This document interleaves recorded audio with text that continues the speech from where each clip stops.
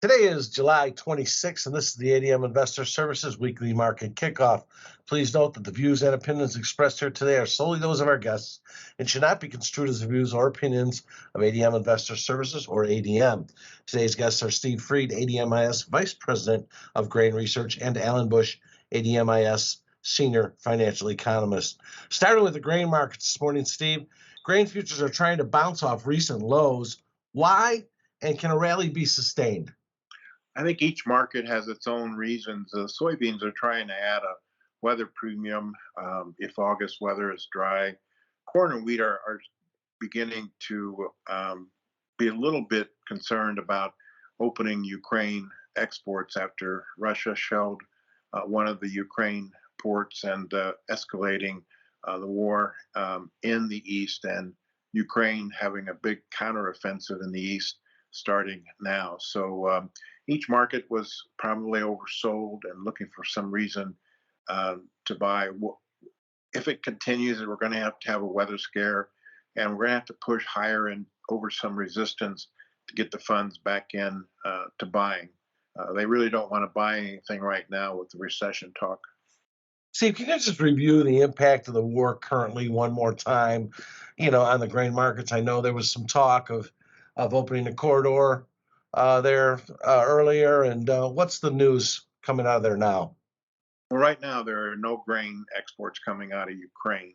The agreement that was signed with Russia, Ukraine, and the UN said that they will try to get back to 5 million tons a month that was Ukraine shipping out prior to the invasion of Ukraine. Right now, there's a lot of infrastructure problems. The grain ships have to be insured.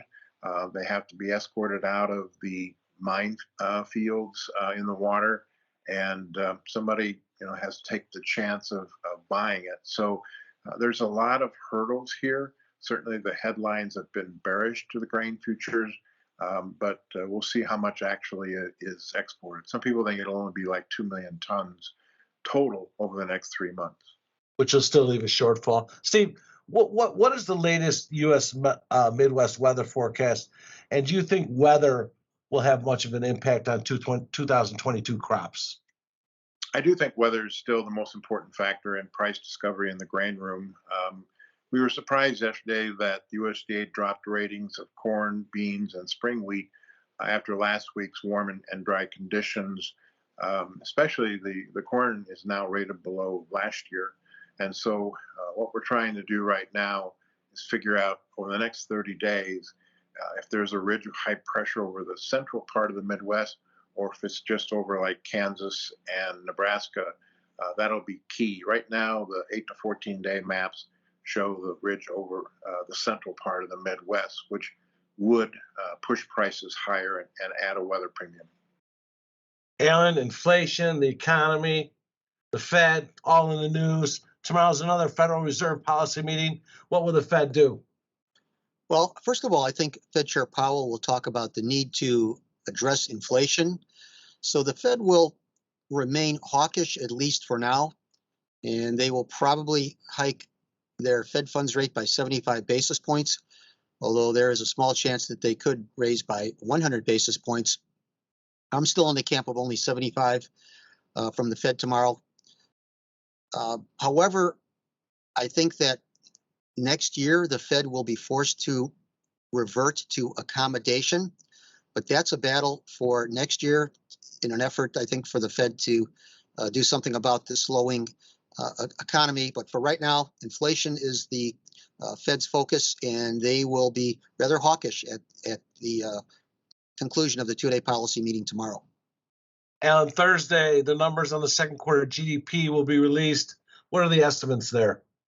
Well, I've seen ranges for the most part between up 0.3% and up 0.5% from private forecasters. But the Atlanta Fed, in their forecast, their GDP Now forecast, has second quarter GDP at down 1.6%. And the St. Louis Fed has GDP at down 1.59%. So I'm in the camp that there will be a negative number. If you recall that the first quarter GDP was down 1.6%. So if we do get 2 consecutive quarters of negative GDP growth, that is the textbook definition of a recession. So be on the lookout for a weaker than expected number at the GDP report. Finally, Alan, last week the 30-year Treasury bond futures broke out above a 3-week symmetrical triangle pattern. Interesting technical pattern. Will the uptrend continue?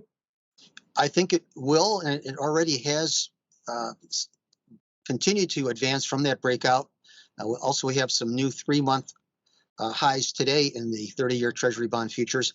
But I think across the yield curve, futures will advance. So I think there is more to go to the upside, and that would include futures at the short end, the Euro-dollar futures, all the way to long end of the curve futures, the 30-year Treasury bond futures.